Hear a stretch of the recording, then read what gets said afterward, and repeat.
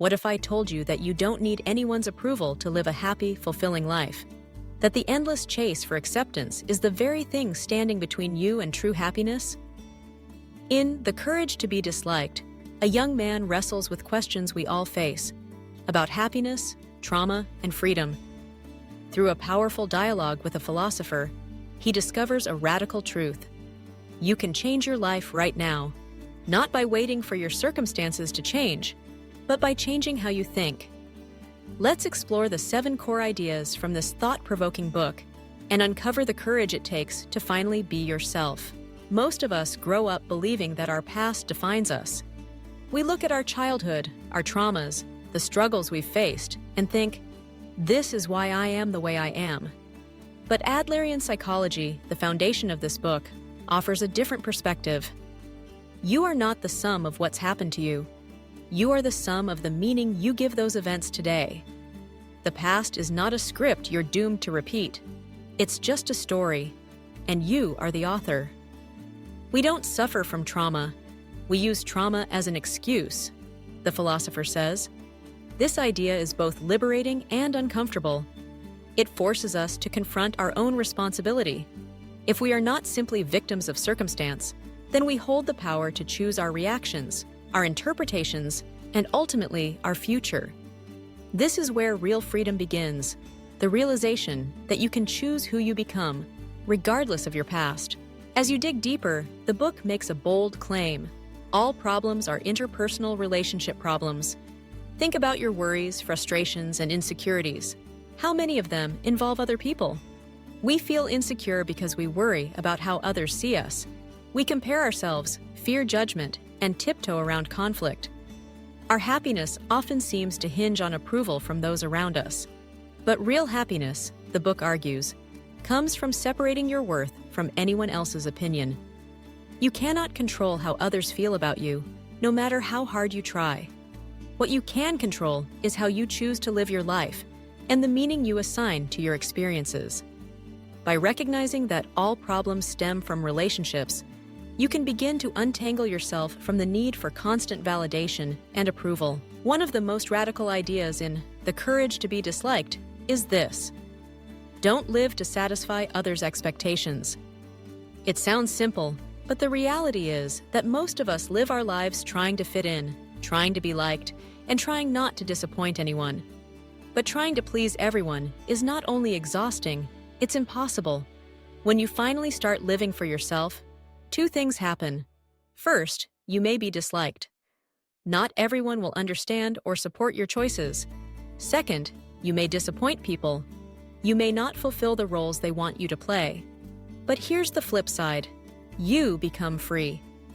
Freedom is being disliked by someone and being okay with it. This isn't a call to rudeness or selfishness. It's about authenticity. It's about valuing your own inner peace over popularity.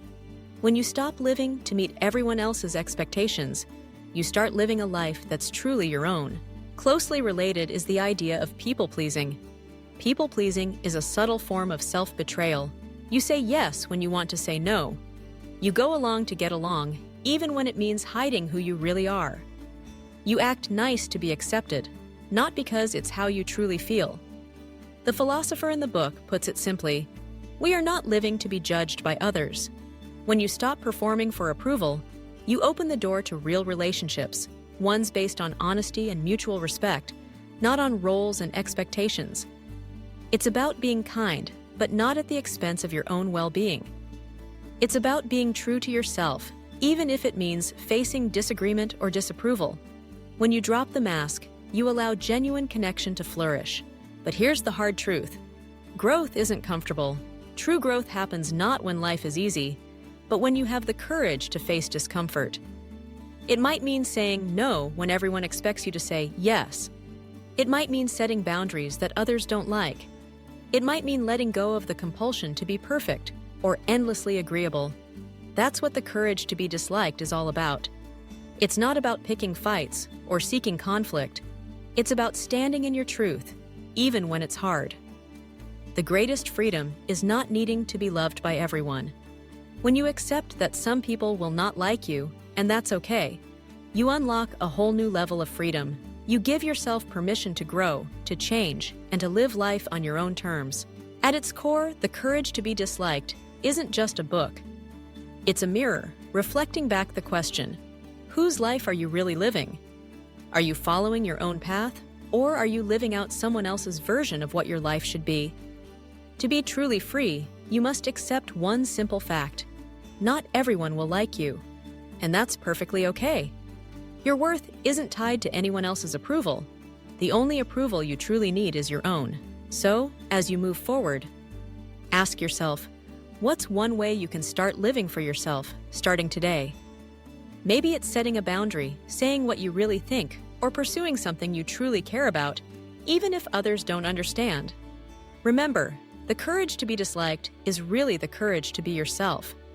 And that is the first step toward real happiness. If this message resonates with you, take a moment to reflect. What approval are you still chasing? What would your life look like if you let go of that need? The path to freedom isn't about being alone or rejecting everyone else. It's about showing up as your real self and allowing the right people to connect with you for who you truly are. Because when you stop trying to be liked by everyone, you make room for genuine happiness, the kind that doesn't depend on anyone else. So today, give yourself permission to be disliked.